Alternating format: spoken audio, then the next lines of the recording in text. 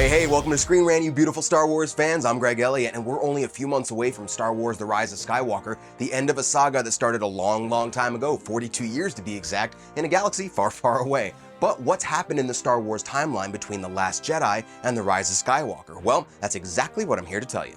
The recently launched Star Wars Galaxy's Edge theme park at Disneyland and Disney World actually takes place at a very specific point in the Star Wars timeline, kind of like an episode 8.5 if you will. This means that the backstory of Galaxy's Edge, which shows how the Resistance attempts to hide out after the events of The Last Jedi, also sets the stage for Star Wars 9 and preps us for the First Order's final climactic push for galactic dominance. Now, there have been a bunch of novels and comics released in 2019 that tie directly into and flesh out the story of Star Wars Galaxy's Edge. The final prequel novel, Galaxy's Edge Black Spire, was released at the end of August, and it tells the story of General Leia Organa, new Supreme Leader Kylo Ren, and what their two respective organizations are up to 5 months after The Last Jedi and 7 months before The Rise of Skywalker. So, what's happening in this short window of time? Here's what we know.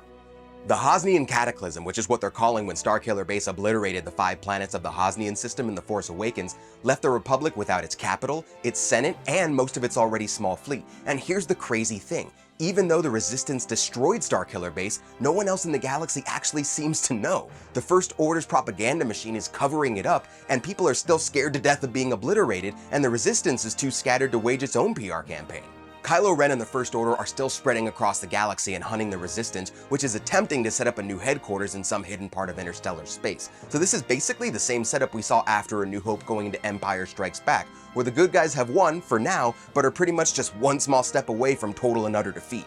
In the aftermath of The Last Jedi's Battle of Crate, only small handfuls of the Resistance have managed to survive, and they've scattered to a couple remote planets. The Resistance's top spy, Vi Marati, suggests establishing a new backup base on Batuu, which is also home to the Black Spire outpost where shady types go to avoid attention, but progress is slow and there's not really enough resources to go around. The First Order has hired the mercenary Bazine Natal to track down the Millennium Falcon, which he successfully does to Batuu. Hondo Ohnaka, the space pirate from the Clone Wars and Rebels TV series, has it, and he splits his time with it running mercy missions for the Resistance and smuggling operations to line his own pockets. Once word reaches them that Vi Marati has been spotted in Black Spire, the First Order arrives in force, with Kylo Ren himself showing up to personally supervise the operation. But it looks like he might be there for a more personal reason, as the still new Supreme Leader is actively searching for any artifact having to do with the Force, whether it be Jedi or Sith in nature, and it turns out that Batuu is potentially filled with them. The black market dealer Doc Ondar runs his den of antiquities out of Batuu, and it's home to all sorts of relics and treasures. For example, he's got the Sword of Kashyyyn, a blade forged by ancient Dawotin Sith warriors who deem normal lightsabers to be for the weak. And since it's so powerful and dangerous, Doc Ondar refuses to allow it to fall into Kylo's hands. And then there's also Savi, an old friend of Lor San Tekka who Kylo killed in The Force Awakens, who uses his salvaging company to screen the galaxy's trash for anything Jedi related, particularly lightsaber components, which he then helps build in secret for those touched by the Force, hoping for the day that the Jedi come back.